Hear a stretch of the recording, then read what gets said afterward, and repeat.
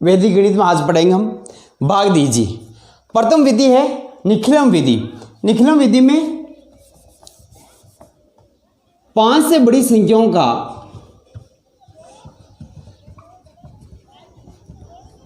भाग देना सरल रहता है। इसमें 3 खंड होते हैं, 3 खंड।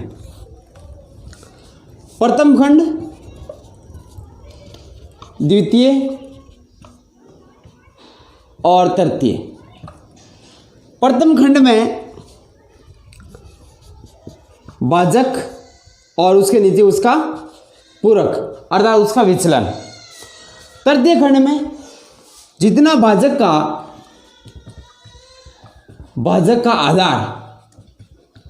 आधार में जितने शून्य है, जैसे 10 है, 10 में 1 शून्य है, तो जितने शून्य है उसी में से भाज्य के इकाई की तरफ से अंक लिखे जाएंगे। यदि 2 शून्य है तो 2 अंक होगा, 1 शून्य है तो 1 अंक होगा, और शेष सारी संख्या द्वितीय खंड में प्रयुक्त की जाएगी। जैसे क्वेश्चन है 311 में 8 का भाग दीजिए सूत्र निखिलम विधि द्वारा। तो हम इसके 3 खंड बनाते हैं, फर्स्ट खंड, सेकेंड खंड और थर्ड खंड। भाजक का आधार, भाजक है 8 और इसका आधार है 10। तो भाजक है तो सर्वप्रथम यहां पर भाजक लिखेंगे और भाजक का विचलन, तो भाजक का विचलन क्या होगा, 10 - 8 बराबर 2। तो यहां पर वो भाजक का विचलन इसके नीचे लिखेंगे। दूसरा स्टेप है तीसरे खंड में आधार में जितने शून्य दिए हुए हैं उतने हम इसके इकाई तरफ से अंक लिखना है, यानी 1, और शेष अंकों को यहां पर ऐसे कैसे लिख दिया जाए। अब इसको सरल करने के लिए इसका प्रथम अंक योगफल में ऐसे कैसे लिखा जाए, प्रथम अंक। अब इसको इससे गुणा किया जाए, 3 दूँ 6, 6 और 1 7, योग करके लिखा जाए। 7 दूँ 14, 7 दूँ 14, यहाँ पर लिख दें 14। इनका योग कीजिए, 14 और 1 15, 15 में इसमें कहीं अरे हुआ 37 और इसका योगफल आया 15।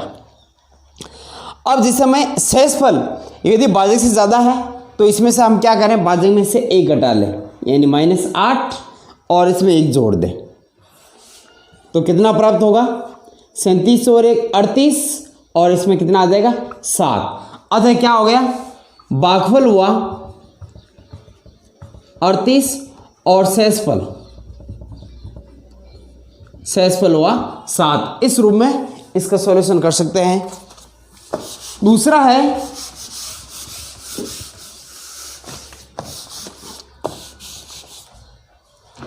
10 0 25 में भाग देनी 88 की, तो इसको हम भाजक को यहां पर लिखते हैं 88।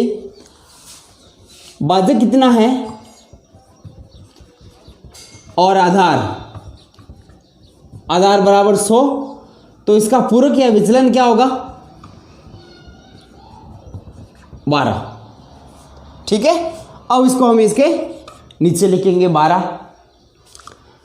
आधार में जितने शून्य हैं भाज्य के इकाई अंक से उतने अंक ले लेंगे, तो कितना आएंगे 2 और 5। शेष अंकों को यहां पर लिखा जाए सेकंड भाग में। इसके प्रथम अंक को योगफल में लिखा जाए एज इट इज। 1 को 12 से गुणा करो तो कितना आएगा 12, और अगले अंक को जोड़कर लिखो 0 + 1 1।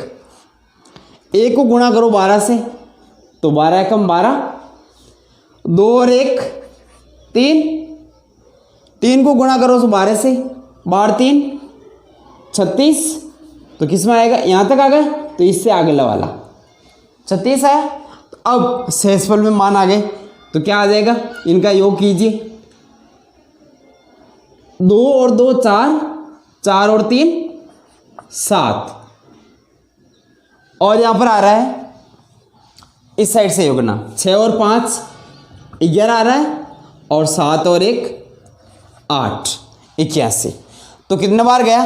भागफल आया हमारे पास,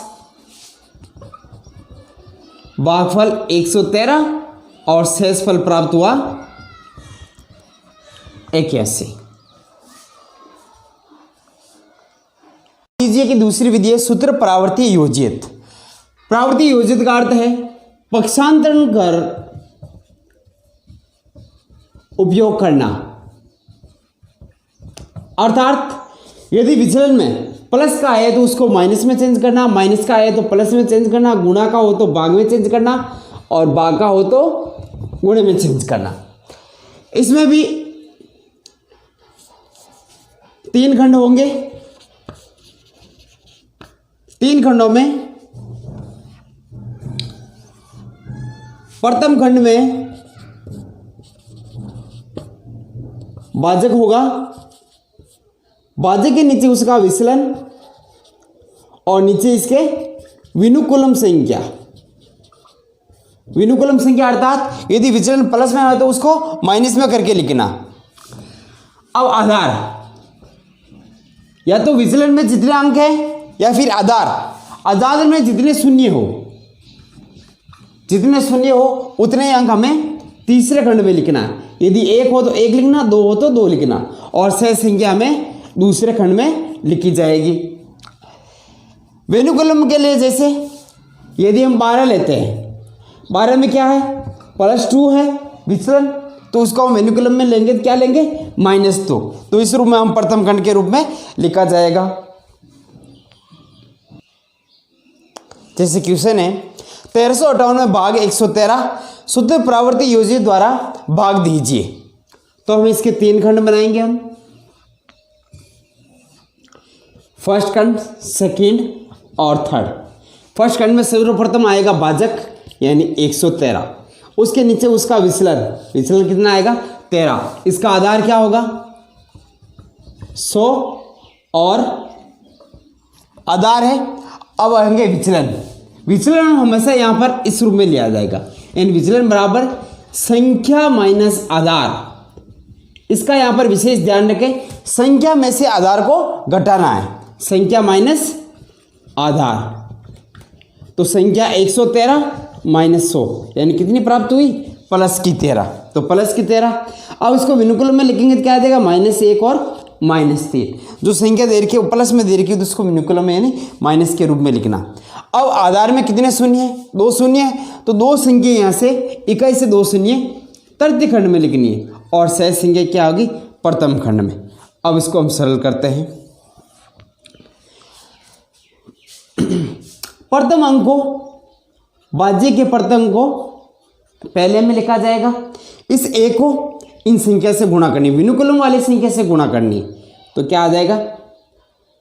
-1 और -3।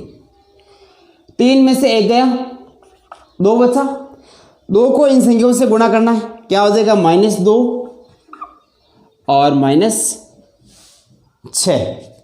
अब 8 में से 6 जाएंगे, कितने बचेंगे? 2 और 5 में से ये 5 गए, कितना बचेगा? 0। तो हमारे पास भागफल कितना प्राप्त हुआ? भागफल हुआ 12 और शेषफल हुआ 2। इसी प्रकार हम दूसरा क्वेश्चन करेंगे।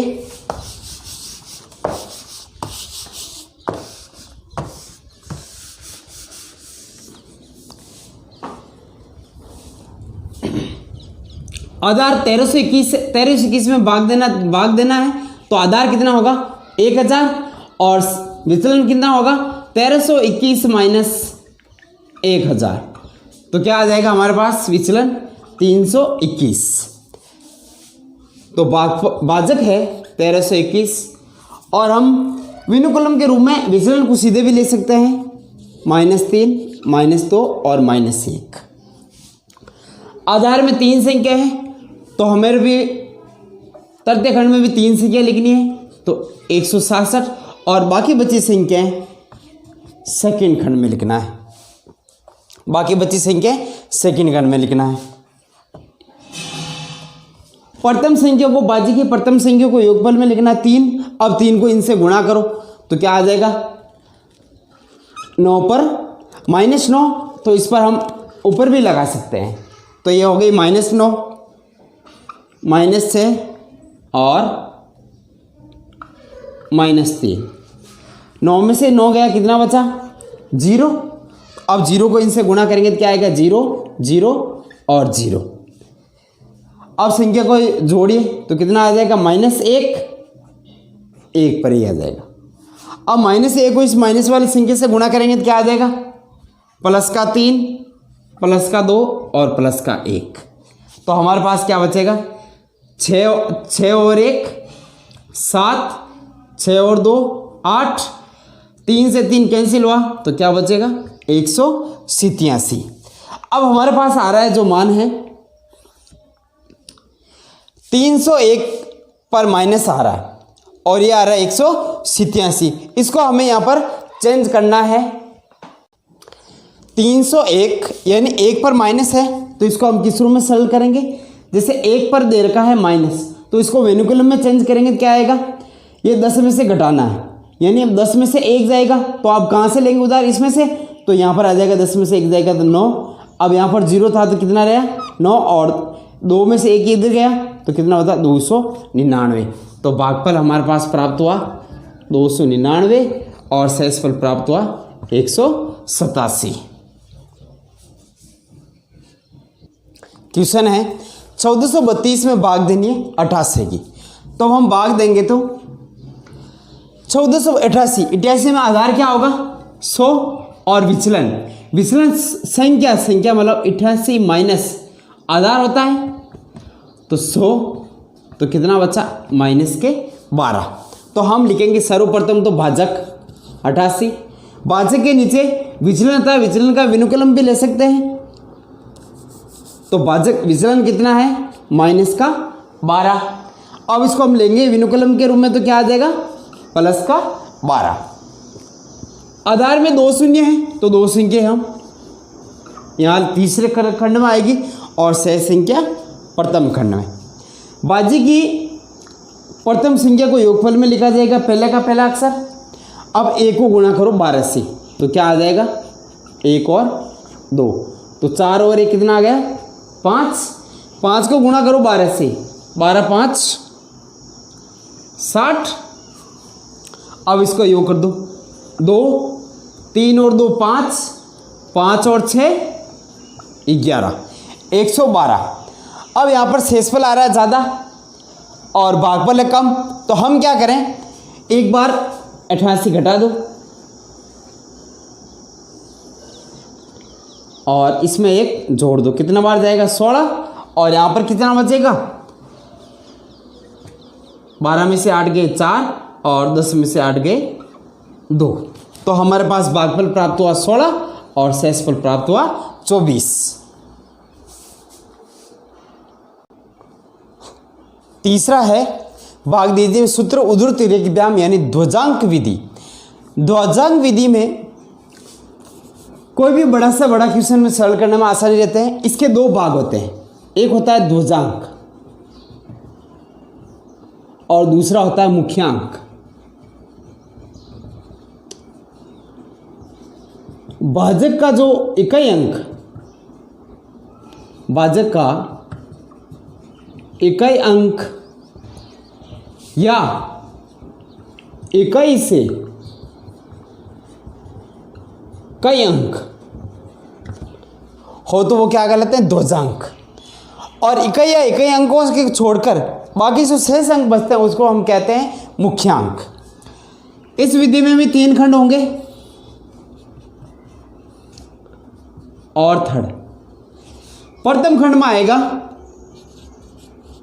ऊपर घातांक के स्थान पर आएगा ध्वजांक और आधार में आएगा मुख्यांक। जितने ध्वजांक में हमने प्रयोग किया अंक उतने को उतने तृतीय खंड में आएगा। यदि यहाँ पर 1 अंक प्रयोग किया तो यहाँ पर भी 1 अंक आएगा और यदि यहाँ 2 अंक प्रयोग किए तो 2 अंक आएगा, यानी भाज्य का अंक, भाज्य के अंक, ठीक है। और इधर आएगा शेष सारे अंक। जैसे हम क्वेश्चन करते हैं पहला क्वेश्चन है 23,754 में भाग देनी है 74 की। अब हम इसके 3 खंड बनाते हैं, फर्स्ट खंड, सेकंड और थर्ड। भाज्य का इकाई अंक क्या होगा? दवजांक। अब हम दवजांक को कहाँ लिखेंगे? फर्स्ट खंड के ऊपरी भाग में। ये होता है दवजांक और दूसरा होता है मुख्यांक। मुख्यांक को हम लिखेंगे आधार के स्थान पर। जितने दवजांक में अंक प्रयोग किया, यदि एक अंक आ रहा है तो इस भाज्य का एक अंक क्या आएगा यहाँ पर अंतिम में, और शेष अंक है जो यहाँ पर लिखे 5, 7, 3 और 2। ठीक है, अब हम इसको सरल करते हैं। सर्वप्रथम देते हैं पहला, भाज्य है 23 में भाग दी 7 की, तो भागफल कितना प्राप्त हुआ? 3 और शेषफल प्राप्त हुआ 2। तो जो भागफल प्राप्त हुआ उसको तो हमें लिखना है 3, और जो शेषफल प्राप्त हुआ इस 7 के आगे लिखना है 2, इस रूप में। अब हम 7 का सर्वप्रथम भाग दिया 23 में, क्योंकि 2 के अंदर तो जाएगी नहीं, छोटा भाग है, तो अब 2 संख्या को 7 में लिया, 23 में भाग दिया 7 का 3 बार गया और शेषफल बचा 2। अब हमें सेकंड स्टेप में नया भाज्य प्राप्त हुआ 27, संशोधित भाज्य 27 कहां से प्राप्त हुए? 2 ये और ये 7, तो क्या भाग हुआ? 27 माइनस, तो संशोधित भाज्य कैसे ज्ञात करें? 27 में से इस 3 की जो भागफल प्राप्त हुआ 3 को 4 से गुणा करना है, तो 3 गुणा 4, तो 27 माइनस 12 बराबर क्या आ गया? 15। अब हमें भाग देनी है नया भाज्य में 15 भाग नहीं, संशोधित भाज्य में है 15 भाग 7 का, तो भागफल कितना प्राप्त होगा? 2 और शेषफल प्राप्त हुआ 1। तो भागफल तो आया हमारे पास 2 और शेषफल प्राप्त हुआ 1।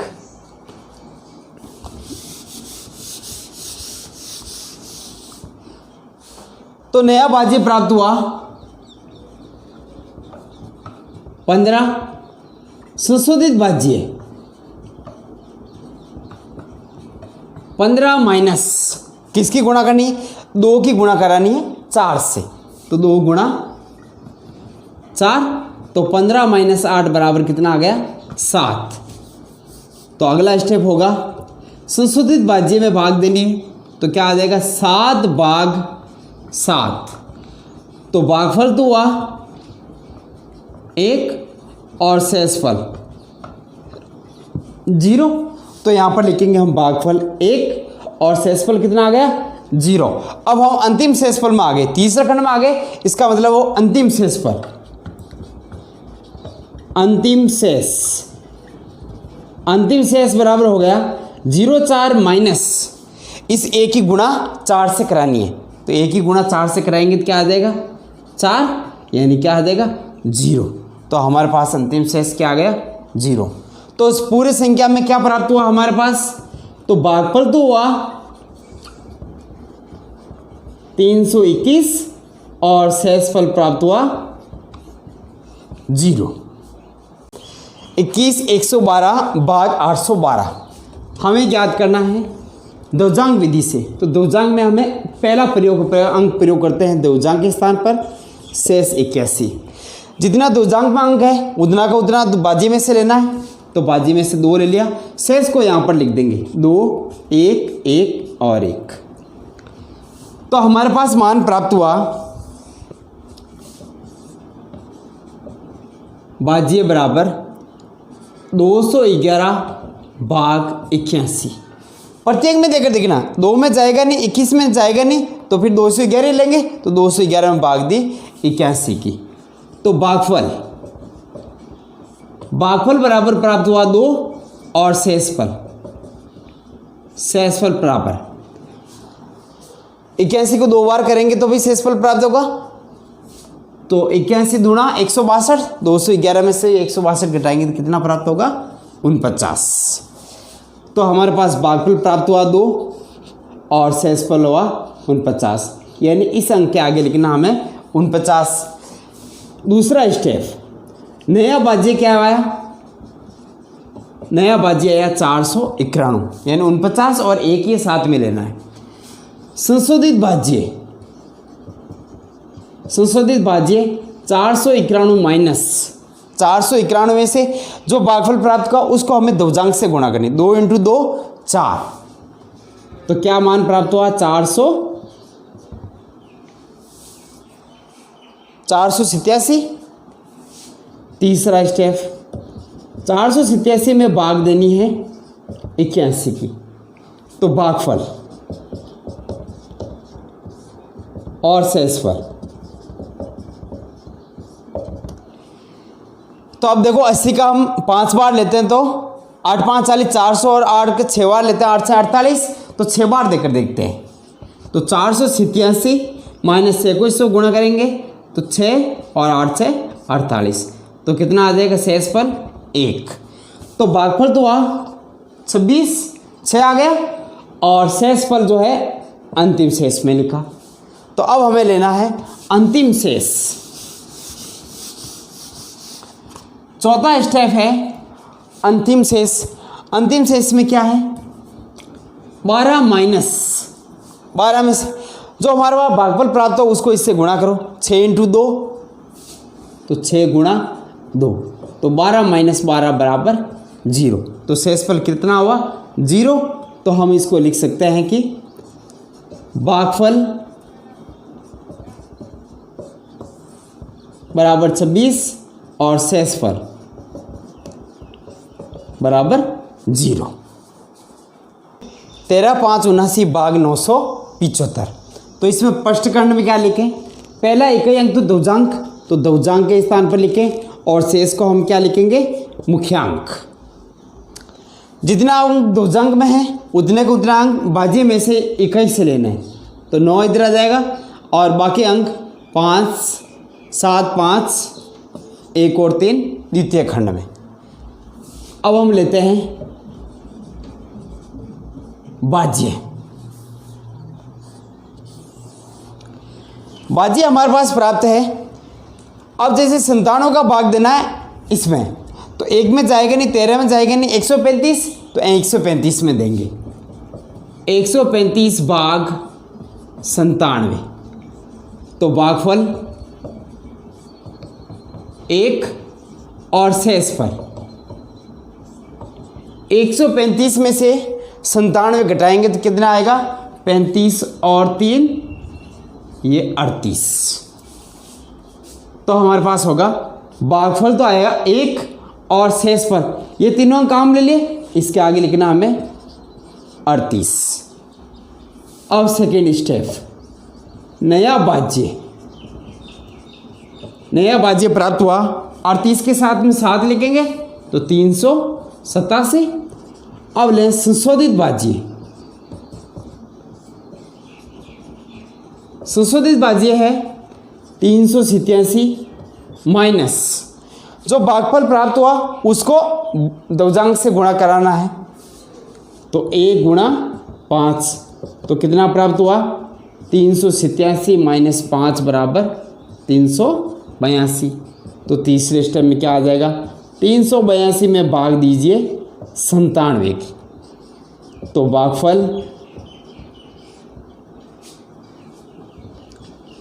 भागफल और शेषफल। तो हम जिसे लेते हैं 97, 3 बार भाग देते 9 3 27 और 4 भाग देते 9 4 36। तो एक बार 4 बार देकर देते हैं 382 माइनस इसको 4 से गुणा करो तो 7 4 28, 2 9 चौक 36 और 2 38, तो ज़्यादा हो जाता है। तो हम देते हैं भागफल आता है 3 और इसके 3 की गुणा करके लेते हैं। 7 3 21 हासिल के 2, 9 3 27 और 2 29, 291। अब इसमें से इसको घटाओ तो 2 में से 1 गया 1, 18 में से 9 गया 9, तो शेषफल हमारे पास बचते हैं 91। तो भागफल आया 3 और शेषफल, इसमें कोई संख्या नहीं है तो अगले वाले में लिखो, यहाँ शेषफल आएगी 91।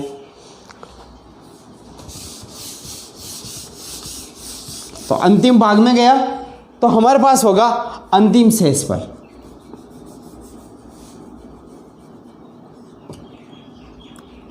$919